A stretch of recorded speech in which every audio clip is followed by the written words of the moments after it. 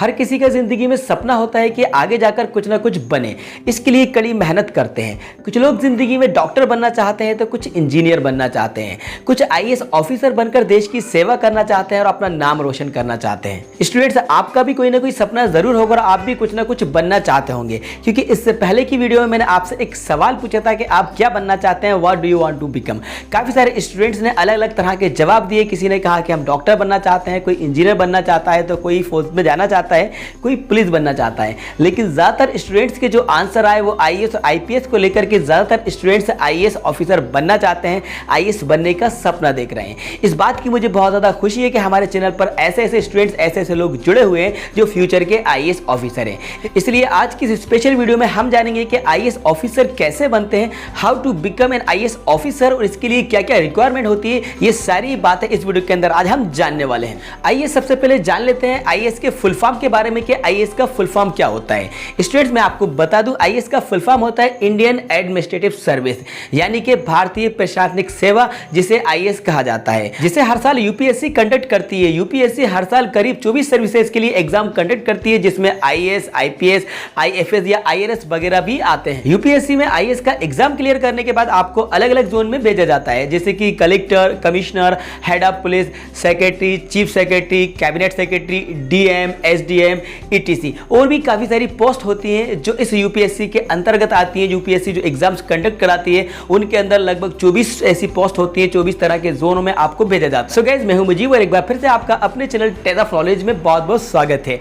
आज की इस वीडियो में आपको बताऊंगा कि एक आईएएस ऑफिसर बनने के लिए आपको क्या क्या करना पड़ता है, इसके लिए क्या एलिजिबिलिटी और क्या क्या रिक्वायरमेंट होती है, और आपको कौन कौन सी स्टेप्स को फॉलो करना होता है आईएएस ऑफिसर बनने के लिए। सारी कुछ जानकारी, सारी कुछ इंफॉर्मेशन आपको इस वीडियो के अंदर बताने वाला हूं, तो वीडियो को स्टार्टिंग से लेकर एंड तक जरूर देखिएगा। तो आइए वीडियो को शुरू करते हैं और सबसे पहले जान लेते हैं कि एक आईएएस ऑफिसर बनने के लिए क्या क्या एलिजिबिलिटी होना चाहिए। सबसे पहले हम ये जान लेते हैं, यदि आप एक आईएएस ऑफिसर बनना चाहते हैं तो उसके लिए क्या क्या एलिजिबिलिटी होना चाहिए, इसको हम सबसे पहले जान लेते हैं। सो गाइस, नंबर फर्स्ट है, आईएएस ऑफिसर बनने के लिए कैंडिडेट का इंडिया, नेपाल या फिर भूटान का होना चाहिए। इसके बाद दूसरी रिक्वायरमेंट है कि कैंडिडेट का ग्रेजुएट होना चाहिए। इट मींस आपका ग्रेजुएशन कंप्लीट होना चाहिए, चाहे आपका कोई भी स्ट्रीम हो, कोई भी सब्जेक्ट हो, किसी भी स्ट्रीम से आपका ग्रेजुएशन कंप्लीट होना चाहिए, चाहे आपका कॉमर्स हो या फिर मैथ हो या फिर आप साइंस हो या फिर आप आर्ट्स के स्टूडेंट्स हो। लेकिन कंडीशन ये है कि आपका ग्रेजुएशन कंप्लीट होना चाहिए, तो ही आप यूपीएससी का एग्जाम फेस कर सकते हैं, यूपीएससी के एग्जाम में आप अपेयर हो सकते हैं यदि आप आईएएस ऑफिसर बनना चाहते हैं। आइए आप जान लेते हैं एज लिमिट के बारे में कि आईएएस ऑफिसर बनने के लिए एज क्या होना चाहिए, इसकी क्या रिक्वायरमेंट होती है, मैं आपको बता देता हूं। जनरल कैंडिडेट्स की एज 21 से लेकर 32 के बीच में होना चाहिए, मतलब कि आपकी जो एज है वो मिनिमम 21 होना चाहिए और मैक्सिमम 32 होना चाहिए।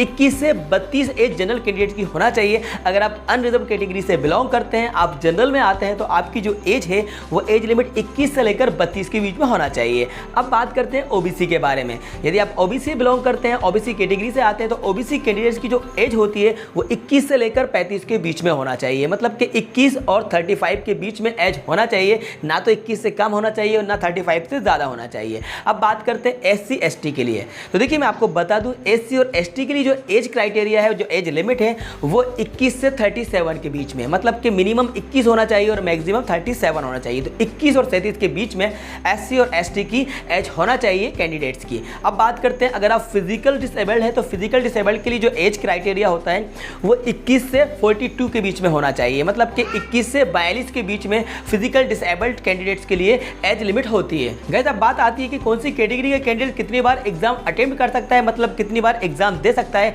आइए ये बात भी जान लेते हैं। सबसे पहले जान लेते हैं जनरल कैंडिडेट्स के बारे में कि जनरल कैटेगरी के जो कैंडिडेट्स रहते हैं वो एग्जाम 6 बार अटेम्प्ट कर सकते हैं, मतलब वो 6 बार परीक्षा दे सकते हैं। जी हाँ, यदि आप आईएएस ऑफिसर बनना चाहते हैं तो यूपीएससी जो एग्जाम कंडक्ट कराता है उसके लिए आपको 6 बार मौका दिया जाता है, 6 बार आपको चांस दिया जाता है। 6 बार के बाद आप परीक्षा में नहीं बैठ सकते हैं। जी हाँ, ज़्यादा से ज़्यादा आप 6 बार परीक्षा दे सकते हैं। अगर आप 6 बार में आपका सिलेक्शन नहीं हो पाता है तो आप 7वीं बार परीक्षा में अपेयर नहीं हो पाएंगे, आप परीक्षा नहीं दे पाएंगे।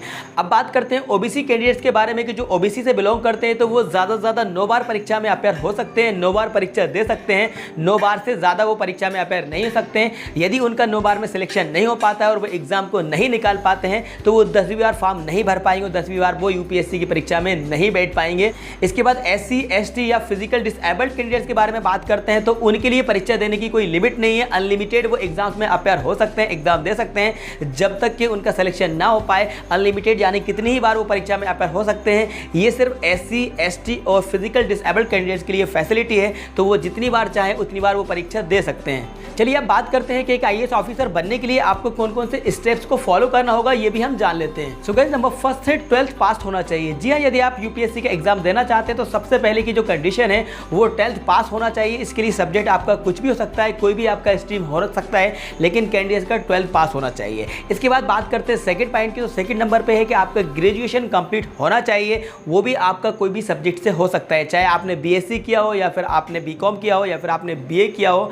लेकिन कंडीशन ये है कि आपका जो ग्रेजुएशन है वो कंप्लीट होना चाहिए। इसके बाद थर्ड स्टेप है कि आपको UPSC एग्जाम के लिए अप्लाई करना होगा, जिसमें आपको 3 स्टेप्स को क्लियर करना होगा, क्योंकि जो IAS और IPS के जो एग्जाम है ये UPSC कंडक्ट कराता है। फुल फॉर्म होता है यूनियन पब्लिक सर्विस कमीशन। अब इसमें 3 स्टेप्स को आपको कौन कौन सी क्लियर करना होता है वो आपको मैं बता देता हूँ। सबसे पहले आपको प्री एग्जाम निकालना होता है, इसके बाद आपको मेंस क्लियर करना होता है, उसके बाद आपकी थर्ड स्टेप होती है जो फाइनल राउंड होता है वो होता है इंटरव्यू का। मतलब पहले आपको प्री क्लियर करना होता है, उसके बाद आपको मेंस एग्जाम निकालना होता है, उसके बाद आपका जो थर्ड स्टेप है वो फाइनल राउंड होता है, वो होता है आपका इंटरव्यू। तो ये 3 स्टेप्स को आपको फॉलो करना होता है। अब 1 बाय 1 इन स्टेप्स को भी समझ लेते हैं। तो सबसे पहले बात करते हैं प्री एग्जाम के बारे में। तो देखिए मैं आपको बता दूं, आपका जो पहला राउंड होता है वो प्री एग्जाम होता है। तो पहले आपको प्री एग्जाम को क्लियर करना होता है, जो कि ऑब्जेक्ट होता है जिसमें वैकल्पिक प्रश्न आते हैं, और इसमें जो पेपर होते हैं वो आपके 2 पेपर होते हैं, और पेपर के जो नंबर होते हैं वो 200 होते हैं। मतलब 2 to 100 का आपका एक पेपर होता है, तो आपको 2 पेपर क्लियर करना हो। ये आपका पहला राउंड होता है, मतलब आपको पहले प्री एग्जाम करना होता है, तब जाकर आप सेकेंड राउंड में पहुंच पाते हैं, नेक्स्ट स्टेप में पहुंच पाते हैं।